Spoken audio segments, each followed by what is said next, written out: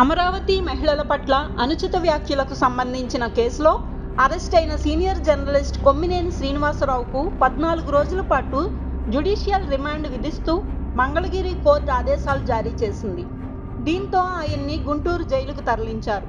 అంతకుముందు గుంటూరు జీజీహెచ్లో కొమ్మినేని ఆరోగ్య పరీక్షలు నిర్వహించారు. అమరావతి మహిళలను ఉద్దేశించి ఓ ఛానల్లో అభ్యంతరకర వ్యాఖ్యలు చేసిన విశ్లేషకులు కృష్ణంరాజు తన వ్యాఖ్యలను సమర్థించుకున్నారు. తాను చేసిన వ్యాఖ్యలకు ఆధారాలు ఉన్నాయంటూ వార్తా కథనాలను ప్రదర్శిస్తూ ఓ వీడియోను విడుదల చేశారు. గతంలో వ్యభిచార గృహాలపై పోలీసులు దాడులు చేసి కొందరిని అరెస్టు చేసిన పాత వార్తలను సేకరించి వాటితో వీడియో విడుదల చేయడం తీవ్ర చర్చనీయాంశంగా మారింది. ఆంధ్రప్రదేశ్ను పారిశ్రామికంగా అగ్రగామిగా నిలపడం కోసం ప్రభుత్వం కీలక నిర్ణయం తీసుకుంది. సీఎం చంద్రబాబు చైర్మన్గా, టాటా సన్స్ చైర్మన్ చంద్రశేఖరన్ కో చైర్మన్గా ఒక ప్రత్యేక టాస్క్ ఫోర్స్ను ఏర్పాటు చేసింది. ఇందులో పలువురు పారిశ్రామికవేత్తలు సభ్యులుగా ఉన్నారు.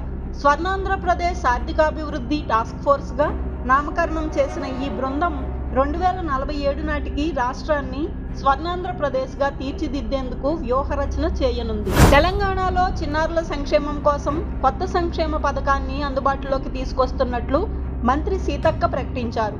బాల భరోసా పేరుతో అమలు చేయనున్న ఈ పథకం కింద 5 ఏళ్లలోపు చిన్నారుల ఆరోగ్యంపై దృష్టి సారిస్తామన్నారు. చిన్నారులకు అన్ని రకాల వైద్య పరీక్షలు ఉచితంగా చేయిస్తామని, అవసరమైతే శస్త్రచికిత్సలు కూడా నిర్వహించేలా ప్రణాళికలు రూపొందిస్తున్నట్లు వివరించారు. గద్దర్ అవార్డులకు సంబంధించిన జ్ఞాపికను ప్రభుత్వం తాజాగా విడుదల చేసింది. జ్ఞాపికలో చేతికి రీల్ చుట్టుకున్నట్లుగా ఉండి పైన చేతిలో డప్పు పట్టుకున్నట్లుగా ఆ డప్పు మీద తెలంగాణ రాష్ట్ర చిహ్నాన్ని ముద్రించారు. గద్దర్ గుర్తింపుగా డప్పును ముద్రించినట్లు తెలుస్తోంది. Telangana film development corporation, cinematography శాఖ సంయుక్తంగా దీన్ని రూపొందించాయి. ఈ నెల 14వ తేదీ జరగనున్న గద్దర్ అవార్డుల ప్రధానోత్సవానికి ముఖ్యమంత్రి రేవంత్ రెడ్డి సహా ఇతర ప్రముఖులు హాజరు కానున్నారు. ఆర్సీబీ విజయ సంబరాల్లో జరిగిన తొక్కిసలాటపై కర్ణాటక రాజ్ భవన్ సంచలన ప్రకటన చేసింది. ఆర్సీబీ విజయోత్సవ ప్రణాళిక కర్ణాటక కాంగ్రెస్ ప్రభుత్వానిదే అని తేల్చి చెప్పింది. మొదటి ఆర్సీబీ ఆటగాళ్లను రాజ్ భవన్లో సన్మానించాలని గవర్నర్ నిర్ణయించారని, కానీ సన్మాన సభ విధాన సౌధలో జరుగుతుందంటూ గవర్నర్ను సీఎం సిద్ధరామయ్య స్వయంగా ఆహ్వానించారని వివరించింది.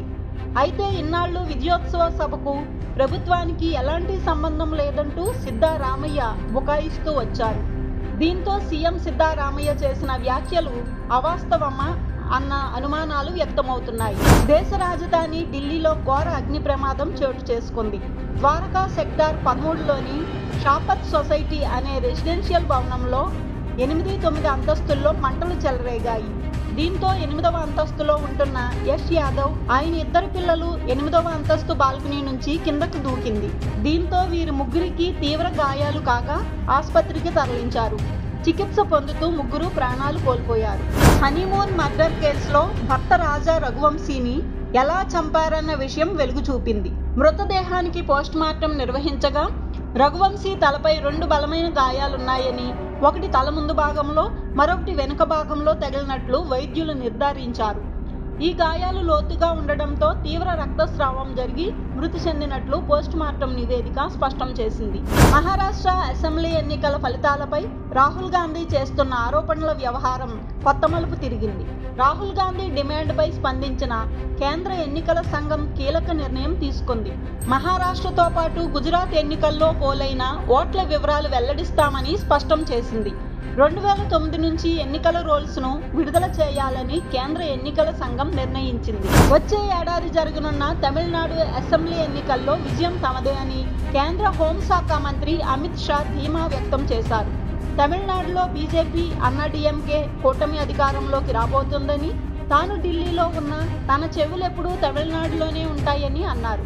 బీజేపీ ఎప్పుడూ డీఎంకేను ఓడించదని సీఎం స్టాలిన్ చెప్పిన విషయాన్ని గుర్తు చేస్తూ అది నిజమేనని, ఓడించేది తమిళనాడు ప్రజలని అన్నారు. ప్రపంచానికి భారత్ ఇచ్చిన బహుమతి యోగా అని మెగాస్టార్ చిరంజీవి అన్నారు. జూన్ 21న యోగా దినోత్సవం అందరూ కలిసి జరుపుకోవాలని ఆయన పిలుపునిచ్చారు. ఈ మేరకు ఎక్స్ వేదికగా మెగాస్టార్ స్పెషల్ పోస్ట్ చేశారు. ఈ ఏడాది అంతర్జాతీయ యోగా డేను అందరం కలిసి సెలబ్రేట్ చేసుకుందామని సరిహద్దులు దాటి దీన్ని ఆస్వాదిద్దామని చిరంజీవి పిలుపునిచ్చారు. రాయల్ ఛాలెంజర్స్ బెంగళూరు ఫ్రాంచైజీ యాజమాన్యం మారే అవకాశం కనిపిస్తున్నాయి. ఆర్సీబీ జట్టు తన మొట్టమొదటి ఐపీఎల్ టైటిల్ను కైవసం చేసుకున్న కొన్ని రోజుల్లోనే దాన్ని మాతృ సంస్థ బ్రిటిష్ మద్యం తయారీ దిగ్గజం డయాజియో పిఎల్సి ఈ ఫ్రాంచైజీలో తమ వాటాను విక్రయించే దిశగా ఆలోచనలు చేస్తున్నట్లు తెలుస్తోంది. ఆర్సీబీ ఇటీవల ఐపీఎల్ ఛాంపియన్గా నిలవడంతో జట్టు బ్రాండ్ విలువ భారీగా పెరిగింది. ఈ నేపథ్యంలోనే డయాజియో ఈ నిర్ణయం వైపు మొగ్గు చూపుతున్నట్లు భావిస్తున్నారు. భారీ నష్టాల కారణంగానే ఉద్యోగులకు జీతాలు చెల్లించలేకపోయామని కింగ్ఫిషర్ ఎయిర్లైన్స్ మాజీ యజమాని విజయ్ మాల్యా పేర్కొన్నారు. ఈ సందర్భంగా కింగ్ఫిషర్ ఉద్యోగులకు మనస్ఫూర్తిగా క్షమాపణలు చెబుతున్నానని తెలిపారు. కింగ్ఫిషర్ ఎయిర్లైన్స్ ఉద్యోగులకు జరిగిన దానికి తాను చింతిస్తున్నానని, వారికి క్షమాపణలు చెప్పడం తప్ప తాను చేయగలిగింది ఏమీ లేదని అన్నారు. క్రికెట్ ప్రపంచాన్ని నివ్వెరపరుస్తూ వెస్టిండీస్ విధ్వంసకర బ్యాట్స్మన్ నికోలస్ పూరన్ అంతర్జాతీయ క్రికెట్ నుంచి రిటైర్మెంట్ ప్రకటించారు. కేవలం 29 ఏళ్ల వయసులోనే ఆయన తీసుకున్న ఈ నిర్ణయం అభిమానులను, క్రీడా విశ్లేషకులను ఆశ్చర్యానికి గురి చేసింది. కేవలం 167 మ్యాచ్లు ఆడిన నికోలస్ తన కెరీర్ను ముగించాడు. భారత్ క్రికెట్ జట్టు మాజీ captain, legendary wicket keeper, batter Mahendra Singh Dhoni తన కీర్తి కిరీటంలో మరో కలికితురాయిని చేర్చుకున్నాడు. ఐసీసీ ప్రకటించిన ప్రతిష్టాత్మక హాల్ ఆఫ్ ఫేమ్లో ధోనికి స్థానం లభించింది. ఈ ఏడాది ఈ గౌరవం పొందిన 7 క్రికెటర్లలో ధోని ఒకడు కావడం విశేషం. ఎంతటి ఒత్తిడిలోనైనా ప్రశాంతంగా ఉండడం, అసమానమైన వ్యూహాత్మక నైపుణ్యం ఎంఎస్ ధోని సొంతమని ఈ సందర్భంగా అంతర్జాతీయ క్రికెట్ కౌన్సిల్ కొనియాడింది.